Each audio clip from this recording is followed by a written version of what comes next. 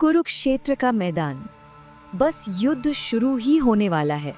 हवा में एक अजीब सी भारी खामोशी है, लेकिन जानते हैं ये खामोशी सुकून देने वाली बिल्कुल नहीं है, ये तो डराने वाली है।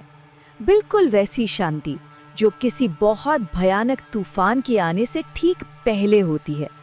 आज की इस चर्चा में चलिए हम उस पल की गहराई में उतरते हैं जब ये खामोशी अचानक टूटती है।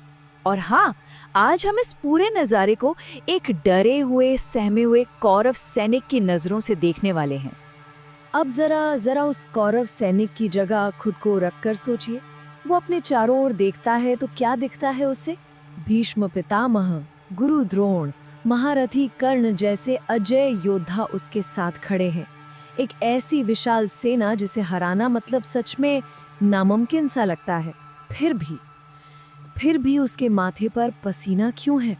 उसकी अपनी ही उंगलियां अपने हथियार पर बुरी तरह कांप रही हैं। उसके सीने में दिल इतनी जोर से धड़क रहा है कि मानो उसे खुद अपनी ही धड़कनें साफ सुनाई दे रही हों। देखिए, ये डर किसी दुश्मन के तीर या तलवार का नहीं है, ये कुछ और ही है। सोचिए, ये कितनी बड़ी विडंबना है ना। मतलब बाहर से देखने पर कौरव सेना एक अभेद्य दीवार की तरह खड़ी है, एकदम शक्ति का भयंकर प्रदर्शन। लेकिन अंदर, उस सैनिक के अंदर एक अजीब सा खोखलापन है, एक ऐसा मानसिक पतन जो युद्ध का पहला तीर चलने से पहले ही हो चुका है। सच तो ये है कि जब अंदर डर बैठ जाता है ना, तो बाहर की कोई भी सैन्य शक्ति या हथियारों की गिनती बिल्कुल कोई मायने नहीं रखती।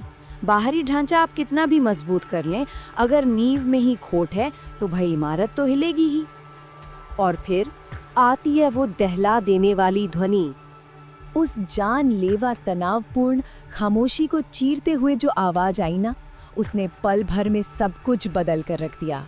सघोषोधार्तराष्ट्राणाम हृदयानि व्यदारयत नभश्च पृथ्वीं चैव तुमुलोभ्यनुनादयन्। इन शब्दों का वजन महसूस कीजिए। इनकी ध्वनि ही अपने आप में एक इतना गहरा प्रभाव छोड़ती है, इसे सुनते ही रोंगटे खड़े हो जाते हैं। लगता है कि यहाँ कुछ बहुत विशाल, कुछ बहुत विनाशकारी घटित हो रहा है। अब यहाँ जरा हृदयानि व्यदार्यत पर ध्यान दीजिएगा। इसका मतलब सिर्फ ये नहीं है कि भाई कोई बहुत तेज आवाज हुई और बस कान सुन हो गए। नहीं, इसका मतलब है कि उस आवाज ने हमारे उस कौरव सैनिक को अंदर से बिल्कुल तोड़कर रख दिया, उसके हृदय को विदीर्ण कर दिया, चीर दिया। ये कोई शारीरिक चोट नहीं थी, ये एक ऐसा गहरा मनोवैज्ञानिक आतंक था जिसने सीधे उसकी अंतरात्मा को, उसके वजूद को झकझोर रख दिया। पांडवों के शंखों की वो भयंकर गगनभेदी आवाज सिर्फ हवा में ही नहीं गूंजी। उस सैनिक ने सच में महसूस किया कि उस भयानक ध्वनि ने आकाश और पृथ्वी दोनों को हिलाकर रख दिया है। और सबसे बड़ी बात, उसने धृतराष्ट्र के पुत्रों और उनकी उस विशाल अजेय दिखने वाली सेना के दिलों में एक गहरी भयानक कंपन पैदा कर दी। तो चलिए समझते हैं इस भय की यात्रा को कि ये आवाज पहुंची कैसे। सबसे पहले पांडव अपने दिव्य शंख बजाते हैं।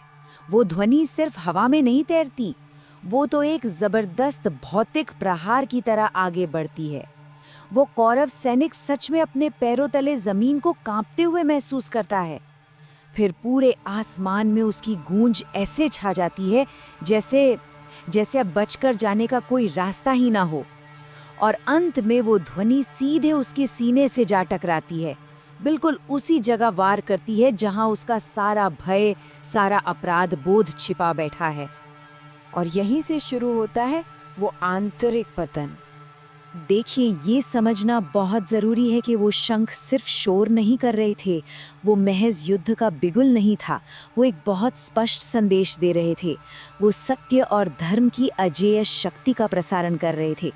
वो डरा हुआ सैनिक उस आवाज़ से इसलिए नहीं कांप रहा था कि आवाज़ बहुत तेज़ थी, बल्कि इसलिए कांप रहा था क्योंकि उस शंखनाद में एक ऐसा अटूट आत्मविश्वास, एक ऐसी सच्चाई थी जिसका सामना वो या उसकी वो विशाल सेना कर ही नहीं सकती थी।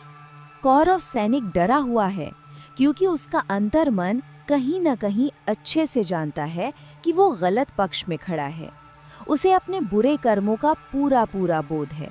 और यहीं पर ये बात बिल्कुल साफ हो जाती है कि जब इंसान का मन सत्य से दूर होता है ना, तो कोई भी ढाल, कोई भी आधुनिक हथियार या कितनी भी बड़ी सेना क्यों न हो, उसे भीतर की शांति या सुरक्षा नहीं दे सकती। ऐसे में आपका अपना अपराध बोध ही आपका सबसे बड़ा शत्रु बन जाता है। तो आखिर सत्य की शक्ति है क्या? जरा कल्पना कीजिए, वो कांपता हुआ सैनिक सामने देखता है।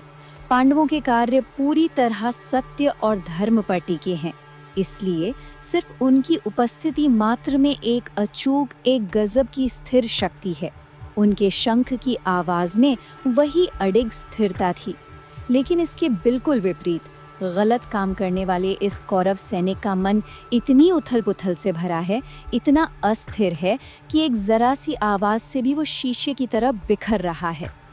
तो यहाँ सबसे महत्वपूर्ण बात जो हमें समझनी है वो ये है कि असली ताकत हमेशा हमेशा आंतरिक होती है।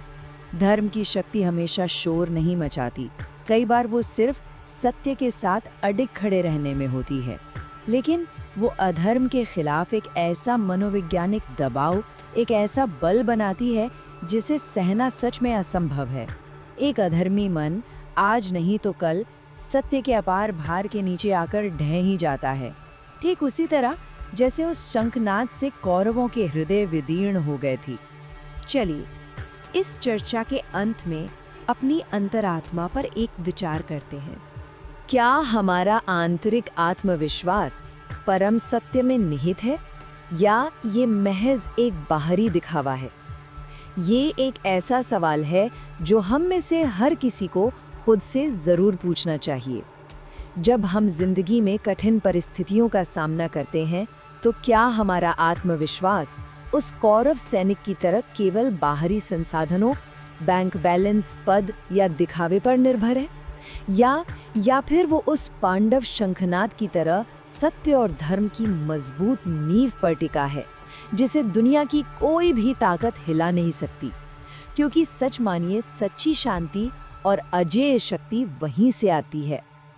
अच्छा, अब सोचिए, इस गूंजते हुए शंखनाद और कौरव सेना में फैले इस भयंकर आतंक के ठीक बीच, जहां हर कोई थर थर कांप रहा है, उस मुख्य रथ पे क्या हो रहा था जिसे स्वयं भगवान कृष्ण हाँक रहे थे?